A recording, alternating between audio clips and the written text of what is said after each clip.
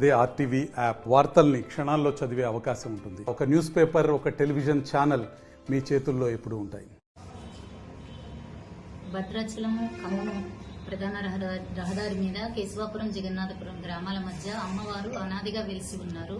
ఈ అమ్మవారిని కనకదుర్గ అమ్మవారిగా ప్రజలు ఆనాటి నుండి కొలుస్తూ వచ్చారు. 1960-61 అప్పుడు దేవాలయం అనేది చిన్నగా ప్రారంభమై ఈనాడు అంచెలంచెలుగా దేవాలయం ఎదిగి అధిక సంఖ్యలో భక్తులకి కొంగు బంగారంగా విరాజిల్లుతున్నారు. ఈ అమ్మవారి ఆలయంలో ప్రధానంగా ఆదివారం నాడు మొక్కుబళ్ళు తీర్చుకోవడానికి మన యొక్క జిల్లా నుండే కాకుండా చుట్టుపక్కల రాష్ట్రాల నుంచి కూడా అధిక సంఖ్యలో భక్తులు విచ్చేస్తూ ఉంటారు.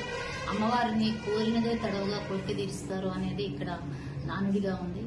అలాగే ఈ అమ్మవారి ఉత్సవాల్లో ప్రధాన ఉత్సవాలు దేవి శరన్నవరాత్రి ఉత్సవాలు. ఈ ఉత్సవాలు రేపు 3వ తారీఖు నుంచి ప్రారంభం కాబట్టి 13వ తారీఖు తోటి పూర్తవుతాయి.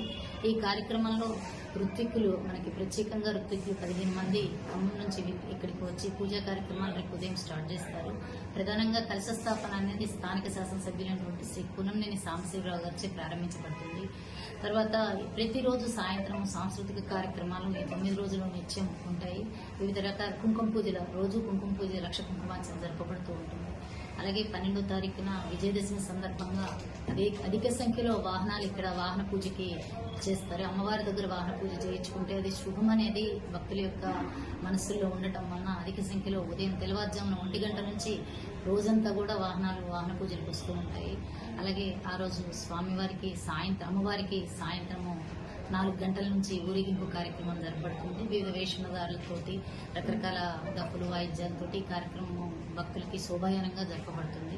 అక్కడి నుంచి జమి పూజ జరపబడుతుంది. జమి పూజ అనంతరము అర్ధరాత్రి అమ్మవారి యొక్క అలంకరణతోటి ఈ కార్యక్రమం క్లోజ్ చేయబడుతుంది. తెల్లవారి సామూహిక సత్యనారాయణ స్వామి వ్రతాలు జరపబడతాయి. ఆ తదుపరి అన్నదాన కార్యక్రమంతో దేవీ శరన్నవరాత్రోత్సవాలు ముగుస్తాయి. కావున భక్తులందరూ కూడా ఈ కార్యక్రమంలో అధిక సంఖ్యలో పాల్గొని అమ్మవారి కృపకు పాత్రలు కావాల్సిందిగా కోరుతున్నారు. మరిన్ని వీడియోస్ కోసం ఛానల్ ని సబ్స్క్రైబ్ చేయండి. లేటెస్ట్ అప్డేట్స్ కోసం వాట్సాప్ ఛానల్ ని ఫాలో చేయండి. అండ్ లింక్ డిస్క్రిప్షన్ లో ఉంది.